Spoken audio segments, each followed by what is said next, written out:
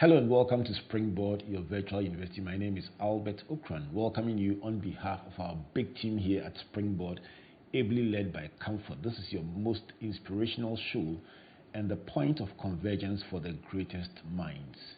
Springboard is brought to you by the Springboard Ratio Foundation and proudly sponsored by MTN Pulse Just Be, the Enterprise Group Enterprise Advantage, UMB Bank, celebrating 50 years in banking, and Central University, Ghana's premier private Christian university.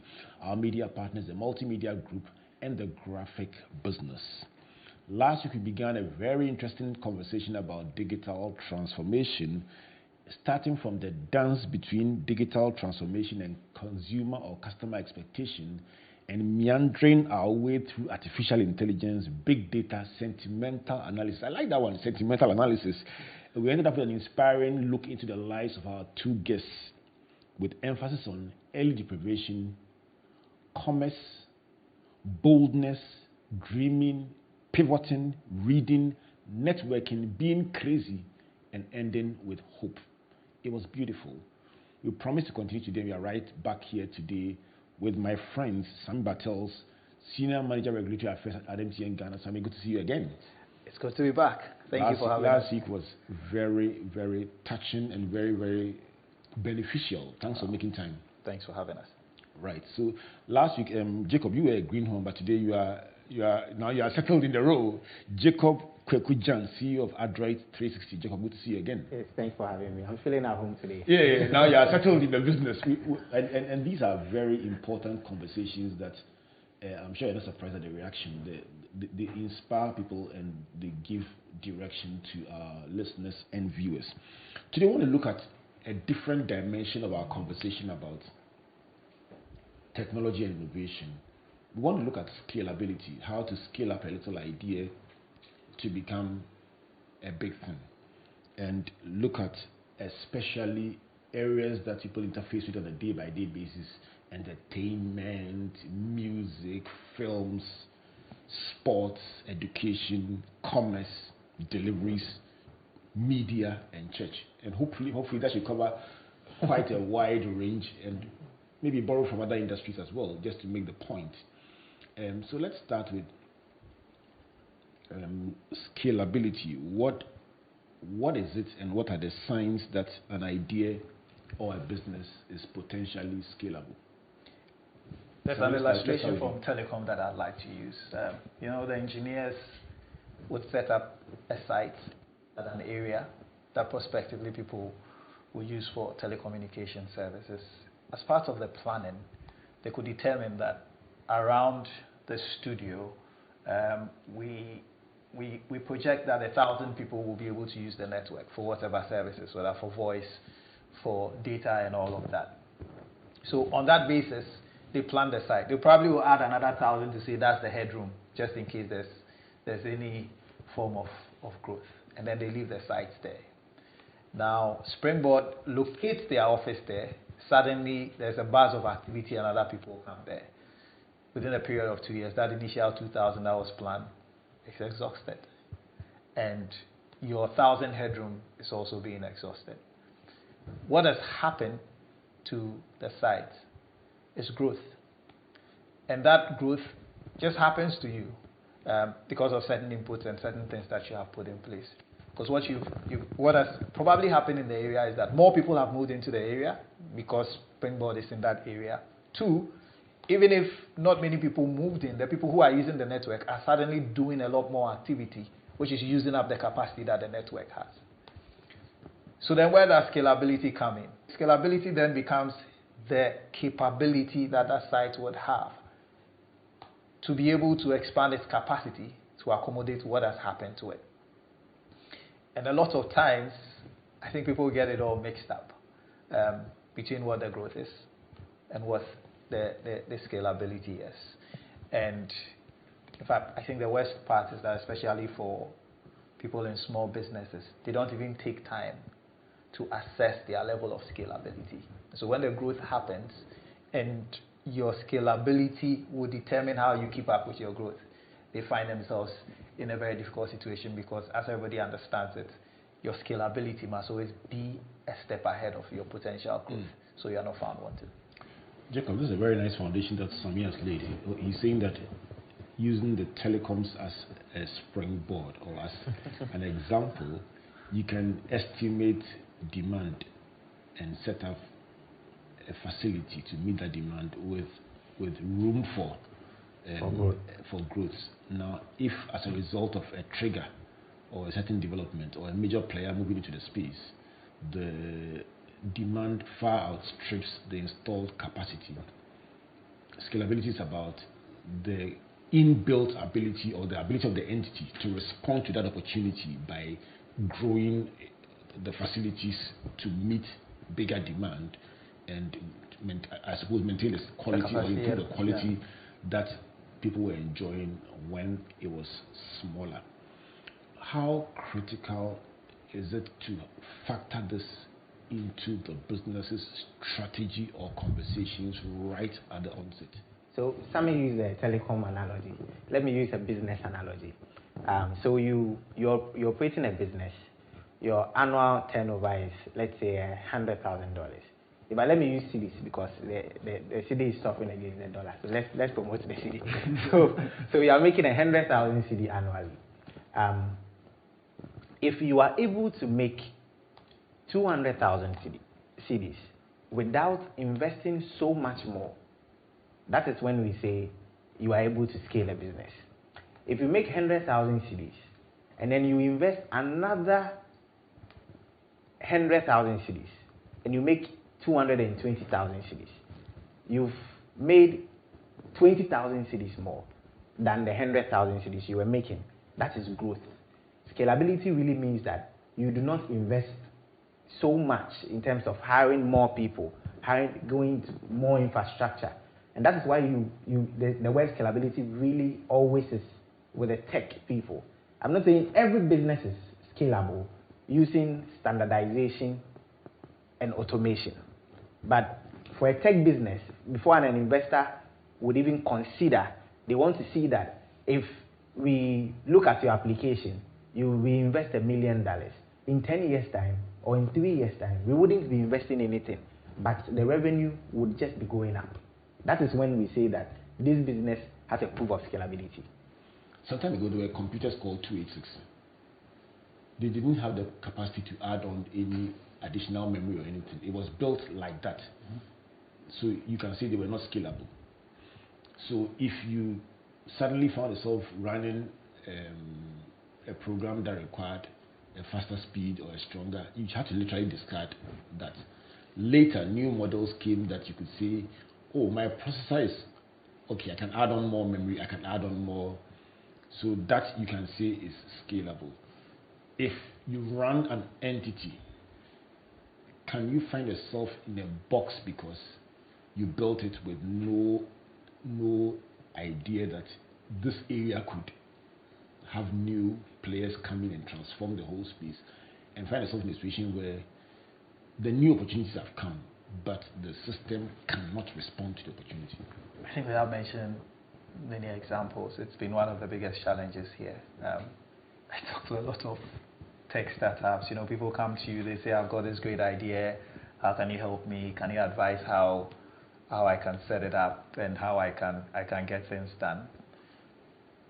I think, you know, having a good education of how to run a business, both looking at what happens internally and externally, is critical, and a lot of people choose to overlook that. I think last week, Jacob was giving the example of where he got to a place and suddenly he was shifting so much money that he needed a professional to take a look at his books, to take a look at his contracts and everything, because he was now dealing in the major leagues and not in the minor leagues. And a lot of people tend to overlook that. And there are certain practical examples. I think there was something I saw online where the person said that, where is your magic formula? Is the magic formula, for instance, dependent on the chef or dependent on your ingredients? If it's dependent on your ingredients, your business is scalable. If it's dependent on your chef, there could be a problem. And one of the issues. So he will, for instance, have experienced a business that is built around talented people, for instance. If it's in the sort of space where that talent is hard to come by, beyond a certain level, in order to be able to deliver to a certain level of clientele, you need to multiply the number of people you started with. Yeah. Now, if you do not have that talent, that means that you can't deliver up to a certain scale. And a lot of times, people do not factor that in, and they are caught flat-footed. And so they would have gone in there, now they are experiencing enormous growth, but they cannot keep up with it. Again, we see so many examples with very small businesses that start. Again, people misread the data. The fact that you are successful might actually be a very localized success. If it's successful in East Legon, will it be successful on the other side of town? And it's easy to read the data to say that because it's successful in East Legon, if I open a branch in every part of Accra, I would have the same market. The data might be completely different. The other thing is that when growth starts happening and companies are expanding, a lot of people do not factor in the external environment, the external tax environment, the external regulatory environment, and the role of other government agencies, including the MMDAs and other ones. So for instance, you might be doing your small business, if it's food, FDA, haven't really taken an interest in you. If it's technology, depending on what you are doing, none of the regulators would have taken an interest in you. But at a certain level, suddenly, there are all these obligations that you have to meet. It affects your bottom line. It affects the sort of skills that you require. People will walk into companies like MTN and wonder, why is the company so big? Why do you have that department? Why do you have that department? Why do you have that department? That is because at the beginning, you do not see the need to have this. But at a certain level of growth, in order to scale, you need to acquire these things. So all these factors come into place, and it affirms what you just said, that it's very easy to not just hit a plateau, but to reach a stage where you are completely out of your depth. I think that's where a lot of businesses have met their Waterloo. Let me tell you an interesting story about an experience that I had in my days, my early hustle. You talked about your hustle days last week. I've also had my own hustle days. But in my early hustle days after uni, when I was doing a business that involved producing handicrafts, I relied very much on cane frames. And so I spent a lot of time with the rattan producers. Those guys you find around the Kaiser King, the corner, the corner there. Switchback Road. Yeah, Switchback Road area. There was one there, and there was one at Apebia, which has now been taken over by high-rise buildings. And there was one at the Ponglo behind where the nurses. And I had friends in all those places. And I found out one very interesting development. There was a big trip organized in the mid-90s for these people to travel to America and meet big supermarket chains, with the idea of exposing their work. It was facilitated by the Ghana Export Promotion Council to help them meet big-time shopping chains so that they could buy their baskets, their various cane products. The samples were beautiful. I recall going there in the week in which we were going to go, and I saw the samples and I was like, Charlie, guys, you will make money. When the guys went and came back, I went to see Charlie. How did it go? They said Charlie was terrible. I said, well, how? How could it be terrible? The samples were nice. Didn't they people like the samples? They said the samples, they loved them. So what went wrong? Say it was a simple conversation, and they killed it. So the guys took them to the big supermarket chains, the Walmart. It wasn't the small ones. And those people, they have 40,000 branches, 20,000 branches. So to be able to go into their catalog, you need to say you can deliver 40,000, 80,000, so that every branch must have at least two there, and then where they can get the backup from. Yeah. So imagine that my guys very happily carrying their samples, and they say, okay, so this one, for instance, if we want 60,000, how soon can you deliver? The guy said, hold on, what did you say? 60,000. The man, his whole life, he has produced 300. What are you talking about? 60,000. Yeah. You say, hey, this one too, if you want 40,000. You know, and the people were asking them were very excited about the quality and the difference to make in their shops. They were wondering why these Ghanaian business people were not excited about the quantities they were asking about. So they asked them, is there a problem? They said, oh no. Did you say 60,000? Oh, don't you have a cooperative? Can't you just come together and produce this? I mean, it should be very easy to come together and produce it. And the guys are still looking at them. So in the course of the discussion, the buyers asked them, help me to understand your raw material source, how many hectares of rattan have you planted in Ghana? And then that was the problem. Yeah, that would be a problem. I mean, the guys were very honest. They said the thing it grows in the wild in the western region. Yeah. So they put it on the train. When it arrives at the timber market train station, we go and the first person to get there buys it, and then we share it among ourselves. And that is the source of raw material. And the guy said, oh, okay, now we understand. In the Philippines and other countries who are your competitors, they grow, let's say, 20,000 hectares of rattan. They grow it. It's a plantation. So you know what? Your samples are nice, but to be very, very honest, you can't do business with it. You told your husband or your wife that I'm going to America to go and bring big business. You are coming back with the realization that your value chain it starts from the middle with no back, no foundation. So, son, do you pray? Do you cry? What do you do? I mean, if it was now, it would probably even be worse because now because of climate change and all that, they would then not only want you to plant, but they would want one that is climate friendly, that meets certain standards. A few years ago, I was involved in a project in the north, assisting some colleagues, and what they were trying to do was to try to get local suppliers of corn to support raw materials to companies that produce these corn beds. And these are lots of multinationals who produce baby food and all of that. And when they went from farm to farm, the same problem. They just didn't have the capacity. Where they had the capacity, there was the issue of standardization, which they had never thought about, because as far as they are concerned, they are just planting maize. They didn't consider whether the maize they are planting, their harvesting practices, their storage practices and all that was enough to make them up to international standards. I think one of the things technology has taught us now is that there's only one standard. There's a global standard. Because technology has compressed the world. It's caused a sort of convergence. So if you are Jacob here, building software and all that, there's nothing like African level, Ghana level standard in that software and whatever happens elsewhere. So that's why I said it's a capability that a lot of people do not assess their businesses for until it's dropped on them, like the rattan weavers. Nobody had brought their attention to the fact that you need a more sustainable source of your supplies, and that you cannot just deal with the natural harvesting from the wild until it was finally dropped on them. And too often it becomes too late to react, because how then do you produce 60,000 from 300? It's impossible. This is where we break it down for the benefit of our listeners and viewers. Somebody is doing something and is praying to God and saying, Father, this is my year of increase. This is my year of growth. This is my year of expansion. And God hears it. And okay, so God has done his part. You've prayed. But how do you take that small idea and grow it to become big? And what is the role of technology? Just take any example of something that started small and it grew to become big, and the role of technology in that growth, so that we can listen. I mean, we've and I'm glad that courtesy of the submission of Sam and in this early part of the conversation, we've identified the fact that if you don't think scalability right up front, you may find yourself shocked that you've done well so far, but where you are now, you're out of your depths. And then also other considerations like regulatory issues and capacity issues that will come up that you have to confront, as well as sustainability of your raw material source.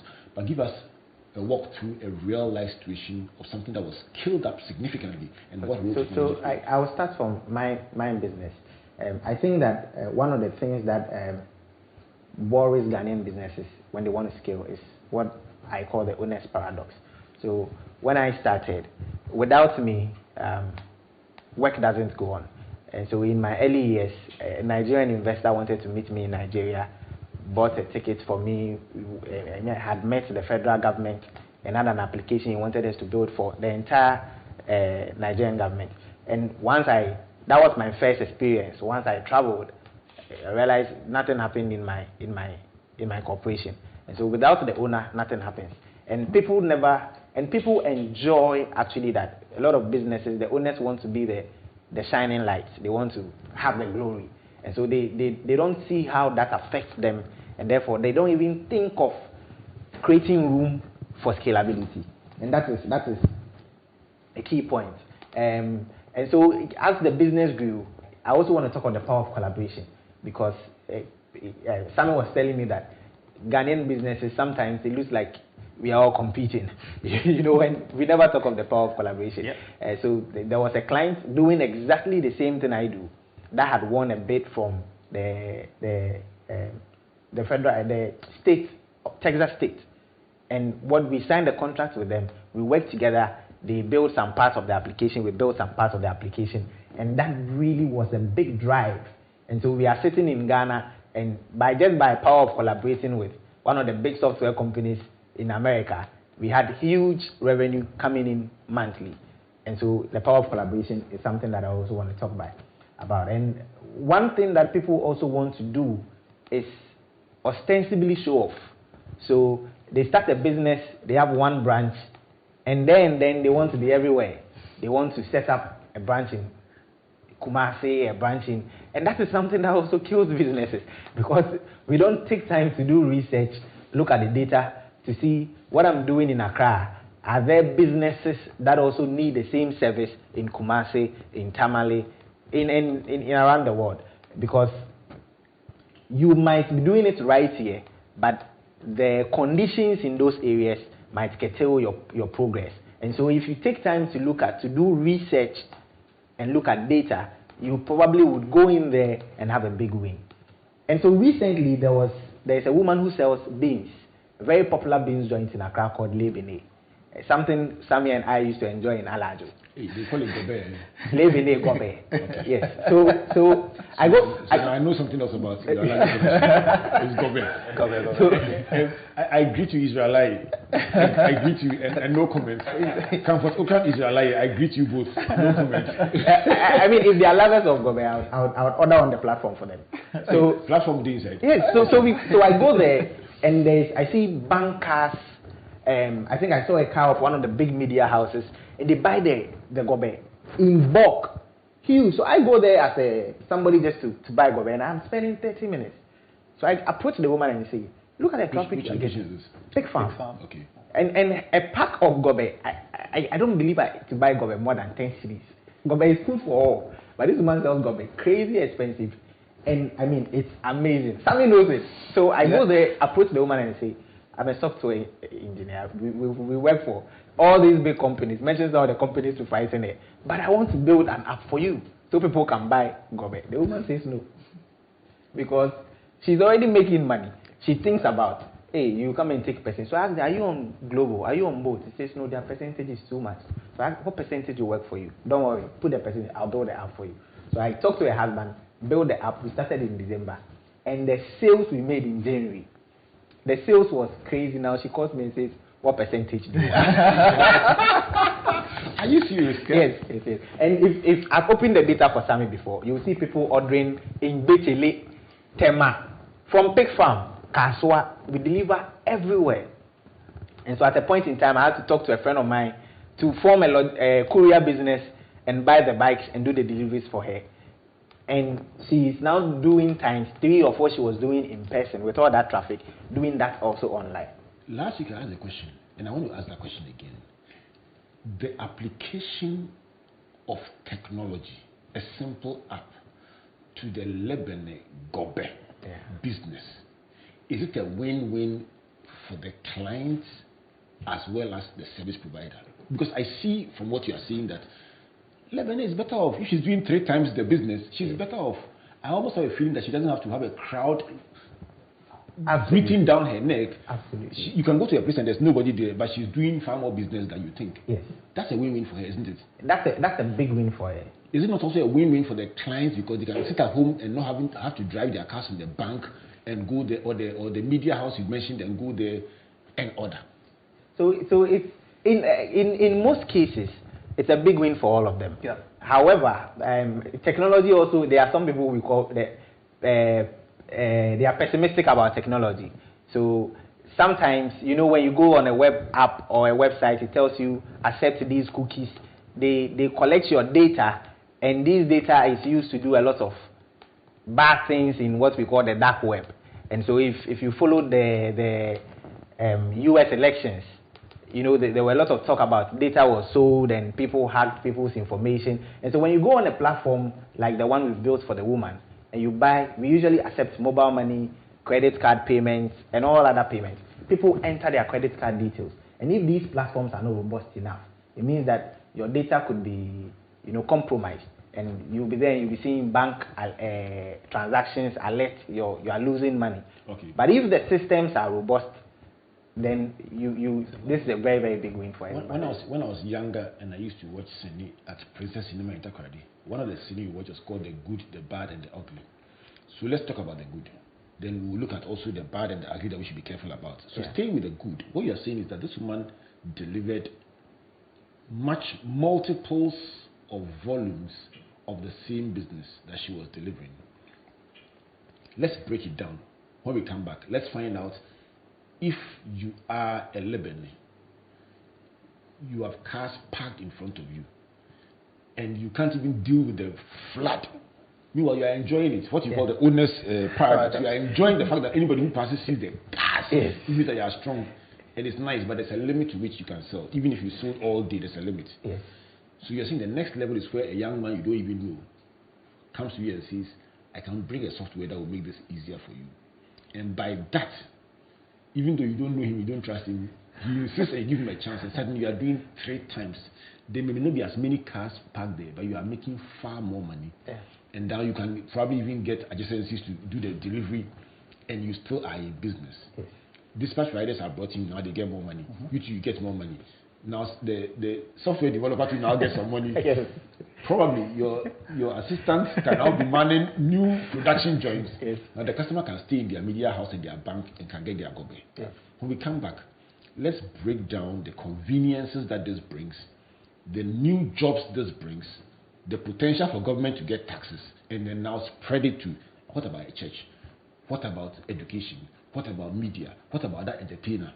And let's create a new world of technology and innovation. This is Springboard of Virtual University. I told you. This is a very interesting discussion about possibility. What do you guys call it at MTN? A new world of possibilities. Then I like the latest one. What are you doing today? What are we doing today? What are we doing today? Today we are selling gobe. We are selling gobe in the studio by the power of technology. When we come back, let's find out how replicable are these concepts in different industries, and how can you, in particular, listening to us, take this idea and then literally shred your business plan and scale it up to a global level. Please don't go away. There once was a man who had it all.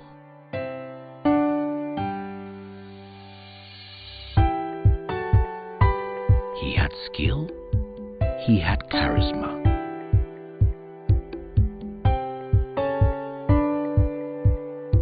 He was loved by all, but above all, he knew the importance of helping others, lifting others up.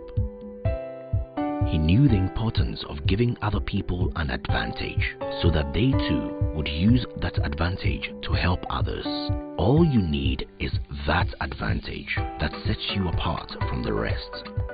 And when you discover that advantage, life's challenges don't seem so daunting anymore. That's where we come in. Enterprise, your advantage.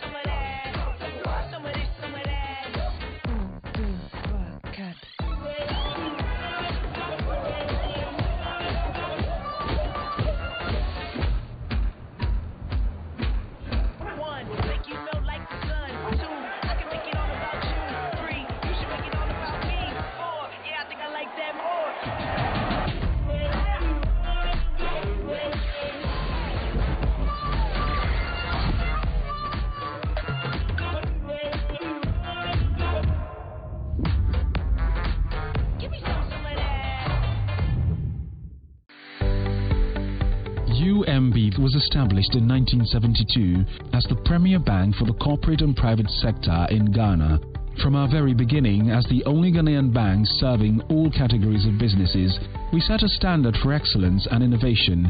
Over the past 45 years, we've built a financially healthy and strong bank, demonstrated our commitment to our customers and to growing businesses, and exhibited originality and innovation at every turn. At UMB, our focus is built around people, service, products and technology. These are the key to our present success and our future triumphs. At UMB, we're poised to make a difference not only with our customers, but also in the banking industry. We invite you to share in our future. Our future starts now with you.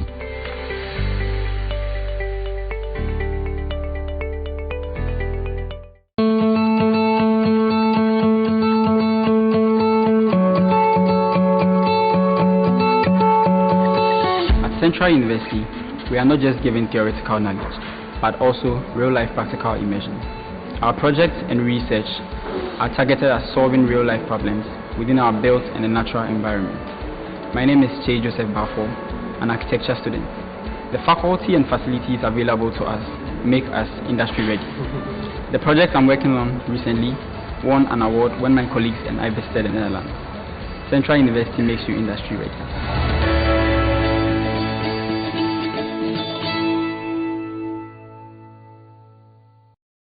Welcome back to Springboard, your virtual university, and to this interesting conversation about scalability, brought to you by the Springboard Roadshow Foundation and proudly sponsored by MTN Pulse, the Enterprise Group, UMB Bank, Central University, with media support from the Multimedia Group and the Graphic Business. My guests for today, Sammy Bartels and Gyan, helping us to unpack all kinds of possibilities in the world of technology. Last week, they began this journey with us, telling us about the various technologies deployed and how customer experience influences the direction of these technologies, and ended up with their own personal examples and stories about pivoting from one level to another in their lives. Today we are looking at scalability, how one idea can grow to become big. So far we've learned a few things about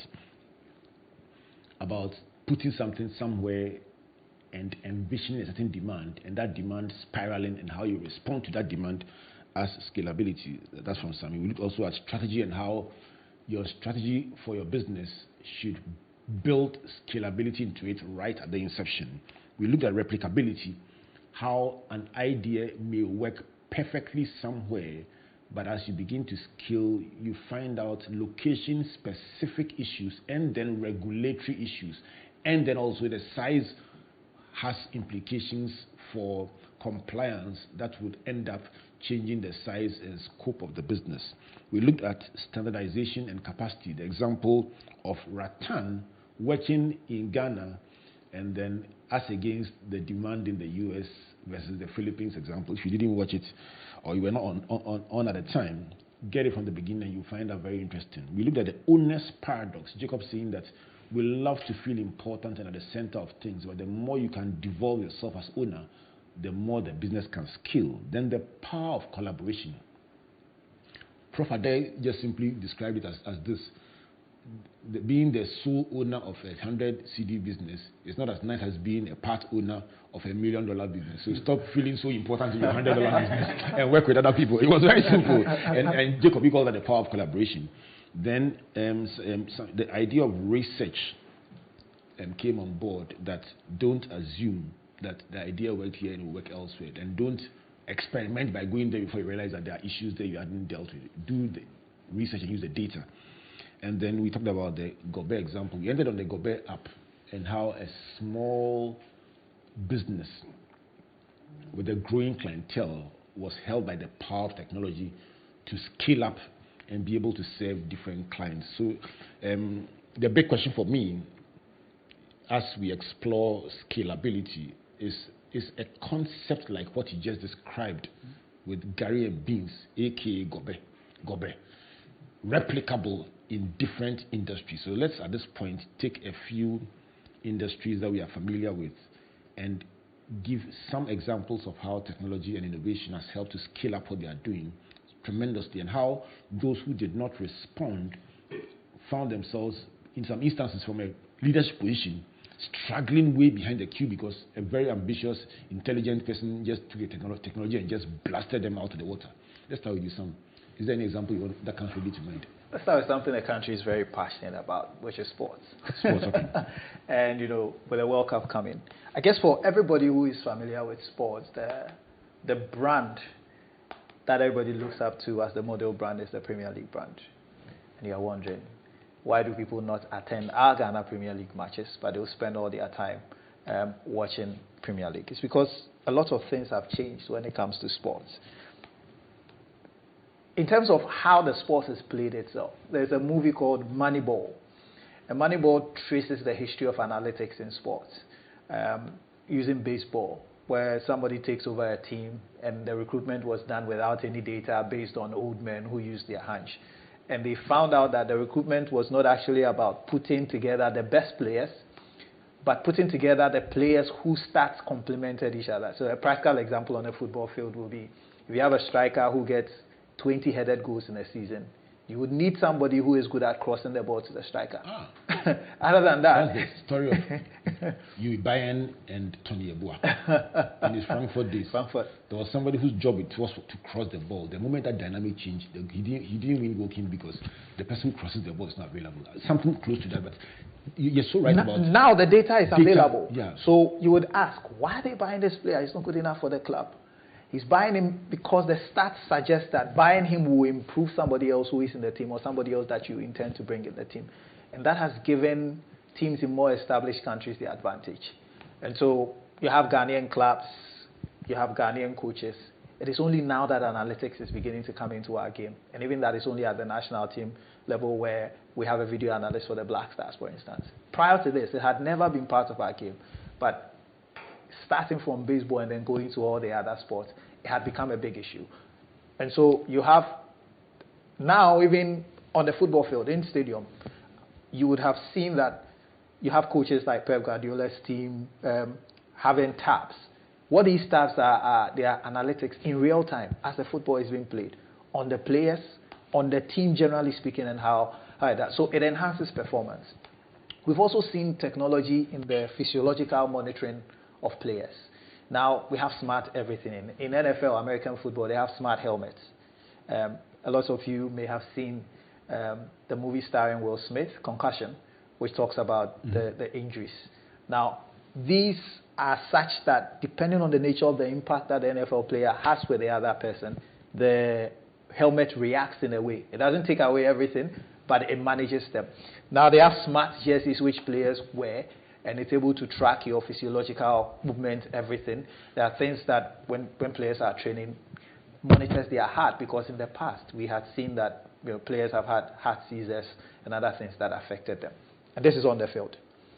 Then the consumption of the game itself has been transformed considerably, because technology has meant the viewing patterns and the consumption patterns of people who love sports. It's completely been turned on its head. We spoke previously about I think the last week when I was here, we spoke about how scheduled TV is no longer the in thing. It's the same thing with how people view things. People do not want to be tied to their TV set at home the whole time, watching a football game. If they have to be on the move and sit in a ride and being driven, they would want to watch it on their phone. So the convergence has meant that it's convergence across different devices, different channels.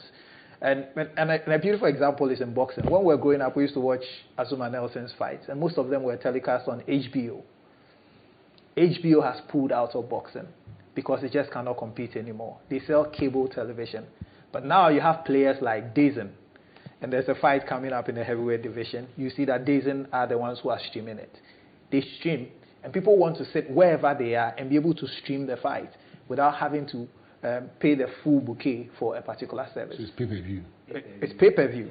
And incredibly, pay-per-view is the biggest money generator now in boxing. So HBO has had to pull out of it. The next thing is interactivity. Sports has now become interactive. You are not just a passive person who is watching it. In real time, people are betting on outcomes. In real time, people are interacting with various platforms of their clubs.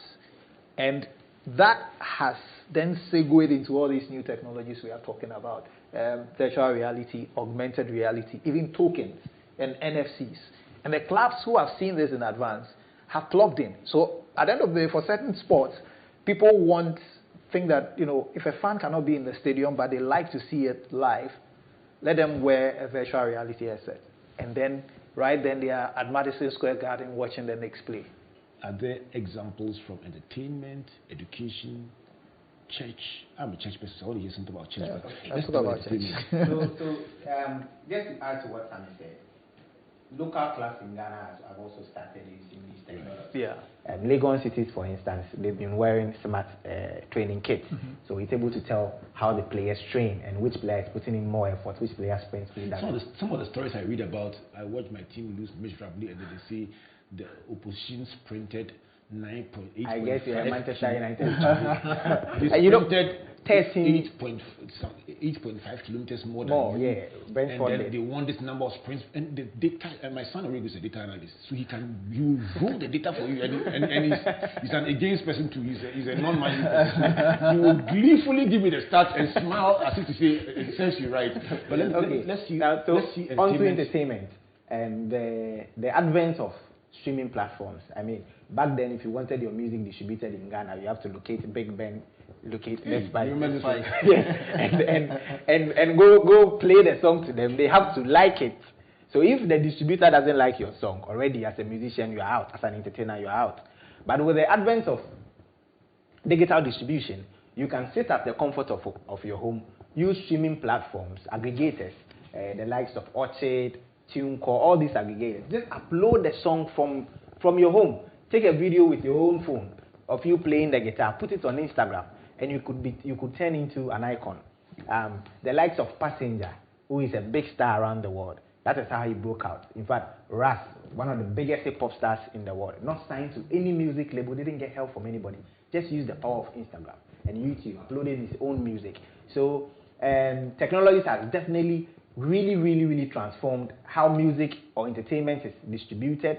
Now, people use iPhones and Samsung phones to shoot their own movies, upload it to YouTube, and get millions of dollars from that. So people are not left hopeless and helpless. They can use these simple technologies. Sammy spoke about augmented reality, virtual reality. Now, if you want to order, let's say from a kitchen maker, they build virtual applications. So you could build an online kitchen before you pay the money at any of these kitchenwares on the Spintex Road. Stay with commerce. I mean, I love the line you asked about when you mentioned your experience with Lebanon and Gobe. You mentioned Global. You mentioned some of these softwares that allow people to aggregate different producers on the same platform and just shoot straight. I met a very close friend of mine, ordering his food. I was just standing next to him and I saw the options that were available to him. Click on the phone, bah, and they say, oh, in this number of minutes. I say, you don't even have to move a car. Yes. Let's talk about what it has done to change the area of commerce. Because on that, and by the click of the app, he had access to not just food, but supermarkets, to even medical supplies. Tell me about how it has changed the world of commerce. What really it has done is it has brought convenience and brought instantaneous options to people. Because if you walk into any of the malls and you go into any of the shops, it will take you minutes to find what you want. And this time you can sit at the comfort of your home with the app of your preference, download the application, choose exactly what you want, if it's groceries, toiletries, whatever you want, and it shows you all the products. Now, the good thing about this is these applications are not just products sitting on shelves. They are data, and they are also reading what you like, what you need. And so if they see that you keep buying pregnancy products, they will start showing you lactating mother products. They will start, the good thing about this is also you can see other people's reviews. So these platforms are majority of the time open source. People can just go on and register, and so you can have people come and set up other shops.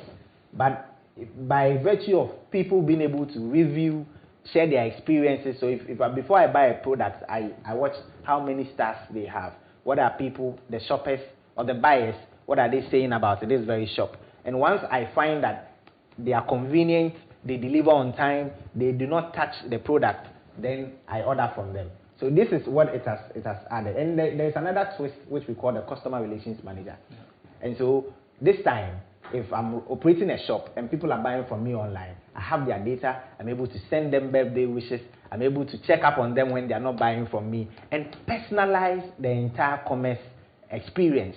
So the person now feels like I'm a part of this business. If I'm not buying from them, I feel bad because they are checking up on me, they are sending me what I need, they are helping me make the right choices. And if you place an order and let's say it's not distributed, majority of these platforms will help you get your money back. You know, they even know your birthday, they give you special discounts on that. But okay, just to add that it's not just what is happening online that is being transformed. I've forgotten the name of the software, but now there are in-shop analytics software. So from the very moment you enter the shop, everything about you is being analyzed. Which products you hovered around without touching, which ones you touched for a while, how you looked at them, multiple cameras. And what that does is that there's a 360 view or analysis of this person before the person leaves the shop. And all this is combined with your online shopping habits. I personally believe that the most sought after commodity in the world right now is attention. Do you know that between the time you go onto a site and you leave, it's almost like there's a whole bidding war? Because suddenly, as you accept the cookies, there are all sorts of people trying to sell you all sorts of things. And all that information is being combined with a lot of the offline things that you have done. I think the final thing I'll say is the gig economy.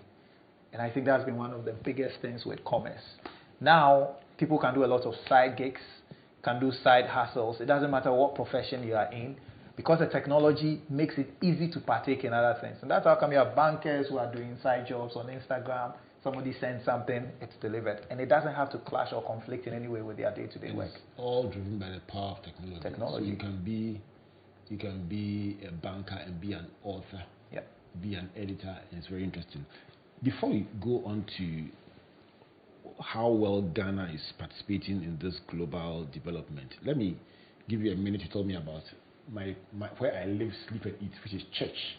Oh, yes. How has technology changed the world of church from where you sit? Oh, it's... I can tell you because I'm in there, but I want to hear from you. I think, but first, Rev, I think we all have to admit that one of the areas that has been slow to adopt technology has been church. Okay. I think traditionally, church has either been suspicious of technology or have always felt that the traditional way of doing things is always the best. I know pastors who have always insisted that there's nothing like physically coming together until COVID hit. So I think the biggest driver of change in the last few years has been the COVID phenomenon and the lockdown that came. So one of the things that has developed out of that is what in the US they are calling multi-site churches. So unlike before, now there are churches that broadcast from a main point and they have similar points where they are able to do other preparatory works, but at the end of the day they sit there and then the same message is streamed to all of them. And I think it's becoming the norm for most churches on a Sunday. What that does is that irrespective of your location, you are still able to connect to the same service and be part of the service as if you were there. Then there's what they call the cyber-enabled church. And again, I think COVID to a large extent has done that. A lot of the things that traditionally you could only access by physically being in the church are now accessible online. I think some churches have the most awesome online presence, devotionals, everything. These days, chances are that when you go into a church for a wedding or funeral, there will be a QR code that you scan, and then the brochure and the program comes out, and you don't have to be giving physical programs anymore in church. And resources that people from the church who are not physically connected will want. Everything is online. So I think church has almost become virtualized now, and I think it's the best for everybody. I think you should add that now with the electronic money issuer systems, you can pay your tithes. I've seen churches do it. My church does it. There are payment integrations where you can use all forms, credit cards, mobile money, and it has made supporting the church almost all churches now have also quite very, very simple. Merchant accounts, In all these conversations, Jacob, sometimes people say, "Oh, it's nice, but it's happening elsewhere. It's not happening in Ghana." And some of the examples you've given me have shown me that you've tried as much as possible to use Ghanaian examples, and that comforts me very much. But as we sign off today, with the couple of minutes that we have left, help us to appreciate how has technology become a leveler between the so-called developed and developing countries, from your own personal experience. So two things. For me, who happened to be probably the first person, one of the first people I know in my family to even go to have tertiary education, and today I run a software business. I don't run a software business for Ghana. In fact, majority of my clients nowadays are in the States, in the UK, spread across the world. So technology has made it possible that I'm not a Ghanaian technology company. No, I provide technological services for all companies around the world. And quite recently, Sammy and I went to speak at a church. They invited us to speak to them and motivate the young ones and help them, encourage them to get into technology. And some few months down the line, my firm is recruiting national service personnel and interns. So they advertise online. And we get a message. So my secretary shows me, there's a message from someone who is a candidate. The person says, I'm into 3D animation, I'm into Python programming, I'm into graphic design. And so we invite the person, and ethical hacking. So we invite the person to come for an interview. And the person replies that, no, I am 12 years old. so a 12-year-old. 3D animation, Python programming, and what they call ethical hacking. Ethical hacking. And graphic design. And then graphic design. As you engage a candidate, the candidate says, by the way, I'm 12. Well, I wasn't the person chatting with her. So, but I asked, then let her send her portfolio, things she has done. And then she sends videos of source codes, programs she has built. And this is somebody that just heard me speak about how technology can help growth. And based on a 12-year-old, based on the words she heard from me, realized that she could use technology to change her life. So what, she had learned these things on her own. The session you had in her church. Yes. Did she have a teacher? Did she learn them online herself? Wow. I mean, help me to understand. I didn't have a teacher. I must get that 12-year-old. I must go and look. Arrange for me to interview that 12-year-old because we want to drill this thing down till that person who says, listen, Ghana has no opportunity, there's nothing happening here, to believe that, listen, these things you're talking about is not just something in the air, it is happening right here in Accra, Ghana, right here in Takoradi, right here in Kumasi, and right in Sehui also, Aflao, anywhere that you are. This girl is in Kaneshi. And Kaneshi too, and also in Techiman and Sehui. It's possible, and we should make that, we should drill that down till no one has any excuse. Let's sign off with your closing thoughts, and we could talk about technology and innovation all year through. And it's been very insightful hearing both you, Sam, and Jacob, and you have so much in common and so much passion about this. But what will be your closing idea for the person listening out there with a small idea who says, oh, this sounds so nice, I wish, I pray. Beyond prayer, what can they do? So I think that people shouldn't be scared of technology. Usually when they hear artificial intelligence, virtual reality, and cloud computing, these things scare them. But computing is so simple. It's just like learning a new language. At the beginning, it sounds cumbersome, but immediately you start speaking it and you get along, you realize that it's just like communicating to the computer to do what you want. So don't be scared of it. Technology is here to promote your business, make it easier for you to do business. So just talk to experts, read about it. There are lots of platforms, those young people who want to get into technology. This is the future. Do not be scared. Go to platforms like Udemy, Coursera, lots of these web platforms that you can learn how to program, that you can learn how to be a graphic designer, that you can learn how to do DX, DT. You shouldn't be scared of the big words, because if you do not get yourself involved, if we do not push an agenda to have young people get into technology, from even policy, from big corporations, and from parents getting their children to be included in this, we would be left behind. It would be like we saying we are a third world country and we will be staying here forever, because this is the direction the world is going. And your business can also grow if you include technology. Your business can grow if you include technology, and do not give an excuse and be left behind. Go there to Udemy, Coursera, any site, and learn it yourself. Don't even wait for your parents. Learn it yourself. And those are the words of Jacob Gyan, who has been challenging us with his own story as well as his knowledge of the area of technology. Sammy Bartels, it's been a crazy 2-week journey. It's been a crazy 2-week ride on this with different angles, different nuances. How do you sign up on this? Two things. One, for much younger people who are probably beginning this journey or are the early stages of the journey. And for them, I say that be willing to break old styles of doing things and see beyond the boxes. See beyond how it has always been done. All the people who innovated had to move away from that without somebody saying, yes, this is how it's been done, but because of technology, it can be done this way. Sometimes mobile money, for instance, will not have been in existence. For the more established entities, I don't sit here as an expert, and I'll quote something that Stephen Elon said in 2010 when he took over as head of Nokia. His first statement to the employees was, lose their arrogance. There are lots of companies that have done things in a particular way for years now. And in their minds, that's how they'll survive in the next 20, 30 years. I'd say lose the arrogance and do not be caught in the expert's trap, where because you become an expert or the leader in a particular area, you become used to how things are done. A wise man once said, do not fear the man who practices 100 different kicks once each, but fear the man who practices one kick 100 times. And that famous one is Bruce Lee, because there's some small company somewhere practicing one kick 100 times and becoming very good at it, whose product could dislodge you. So just lose the arrogance and open yourself up.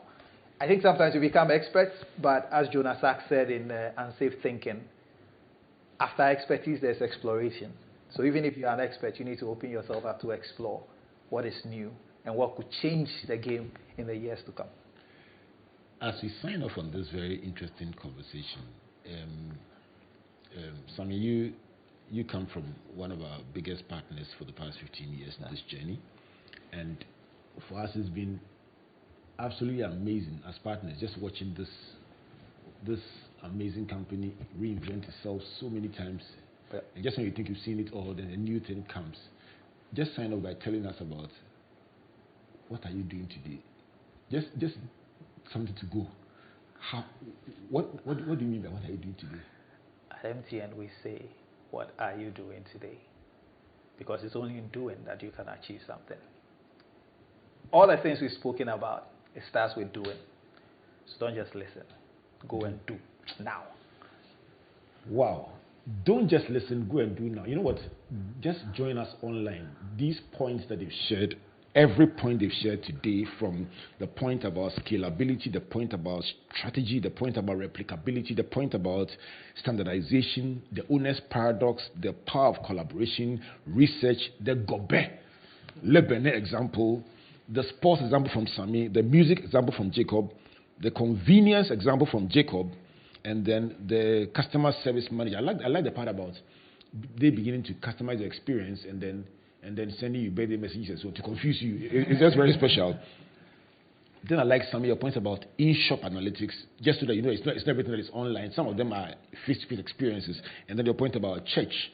And then finally, your beautiful story about the 12-year-old who shook your company with her application for national service when she has been done uni are all reminders of this conversation. Just join us online and tell me which point is really your favorite and which point has really resonated with you. And let's continue this discussion and debate even beyond the walls of this conversation. I want to say a big thank you to you, Jacob Gyan and Sammy Bartels, for joining this conversation and for being with us for the past couple of weeks. I'm sure you've enjoyed yourself as much as I have. Next time you are ordering the gobe, look at the customer next to you, and I'm sure you will see a familiar face also ordering on the same app. But so we come your way again next week. My name is Albert Ocran, thanking you on behalf of Team Springboard, led by Comfort and our partners, MTN Pulse, the Enterprise Group, UMB Bank, Central University, and our media partners, the Multimedia Group, and the Graphic Business. Once again, on Tuesday, find in the Graphic Business on page 18, Sammy and Jacob telling us the story with all the examples they've given. Find it also on My Joy Online and springboard.com.gh. Don't just think about it. Don't just enjoy the conversation. Do it. And what are you doing today? And those are the words of MTN as they challenge you to do more than just listen. My name is Albert Ocran, saying God bless you, and God bless you.